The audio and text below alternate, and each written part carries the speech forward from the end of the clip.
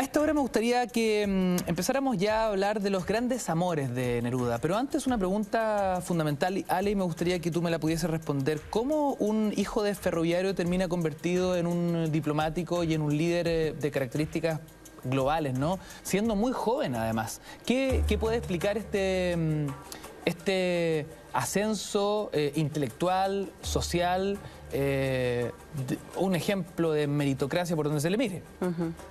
Sí, bueno, es un poco lo que hablaba Fernando también, digamos, desde una perspectiva de historia cultural. Nos interesa porque al menos a un grupo de personas nos está interesando revisitar la historia del siglo XX desde una pregunta sobre la cultura. Y así como Neruda, muchos otros en ese campo cultural logran efectivamente, quizás en jerga como más tradicional historiográfica se diría el ascenso social y lo meritocrático, pero uno tiene que pensar en qué condiciones estructurales permitieron que ciertas personas como ellos pudieran llegar a los lugares en que llegaron. Ahora, para mí, digamos, obviamente Gabriela Mistral es un precedente. O sea, Mistral es la primera, ¿verdad?, intelectual y además mujer que logra ocupar los cargos consulares que luego va a tener Neruda, y de alguna manera igual hay cruces entre ellos en ese sentido, pero así como él, tenemos que pensar en un sistema educativo que es el resultado, o al menos, ¿cierto?, una formación en la que ellos están al alero, ¿verdad?, y formados por grandes profesores normalistas, por grandes escritores y autores, ¿no? Si uno revisa la historia de Parra también, o de muchos otros escritores y escritoras chilenos, o artistas en general, su formación en la educación primaria y en la educación, ¿cierto?, secundaria, diríamos hoy, fue clave por los profesores que tuvieron, que eran grandes intelectuales también, ¿no? Entonces hay un sistema que en el fondo puede explicar una aparición de Neruda sin restarle, por supuesto, sus méritos y su genialidad y su particularidad como artista, ¿no?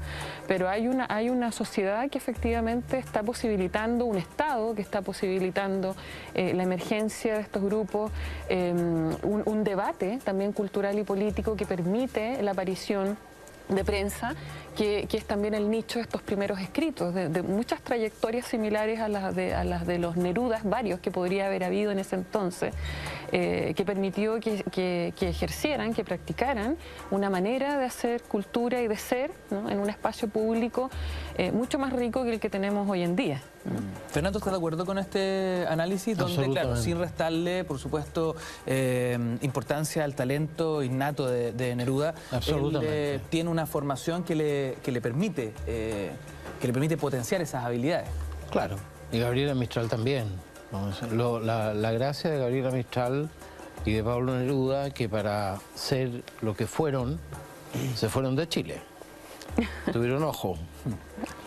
Porque la verdad que se sentían completamente encerrados y agobiados por una sociedad bastante pacata, digamos, pero más que pacata por razones sexuales, digamos, por razones mentales.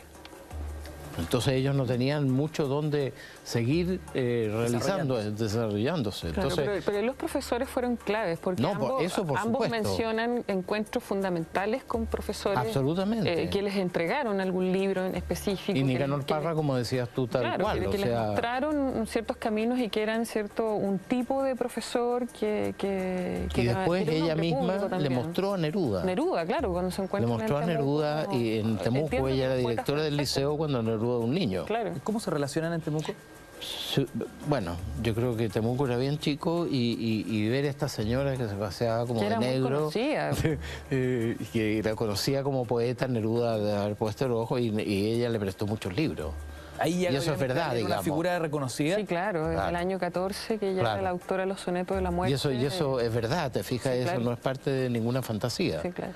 Ellos se conocieron y después posteriormente estuvieron juntos varias veces, y Gabriela Mistral también fue un poco la que le consiguió la casa en Capri para que se fuera con Matilde. Tenían una relación bastante clandestina, de cierto sentido, ¿no? Se guardaban sus vidas propias. Hay circuitos, ¿no? Hay circuitos. Claro. Claro. Y Neruda tuvo la maravilla de irse a Rangún, a Java, a todo ese sector, Birmania, y ahí realmente, imagínate, un tipo de 21 o 22 años, solo, en un país que era una colonia inglesa, ahí supo lo que era la soledad, escribió Residencia en la Tierra, que te dice muy bien, y él, yo creo que para él fue una experiencia absolutamente total. Marcadora. Estamos hablando de un Neruda muy joven, como bien nos dice Fernando, 23 años, un Neruda aún no convertido en una celebridad global, ni mucho menos. Y en su carácter de diplomático lo vemos instalado en una cultura totalmente distinta y una idiosincrasia totalmente distinta a la que él conocía. Sí, y eso, te fijas, le sirvió, fue un caldo de cultivo para todo lo que pensó, para todo lo que... Yo creo que esos 3 años, porque no es poco, ¿eh? Tipo joven que esté 3 años en un mundo completamente desconocido. Alemania, Ceilán, Indonesia. Claro, y fue a la India también. Entonces empezó a encontrar todo ese mundo y se le abrió el mundo.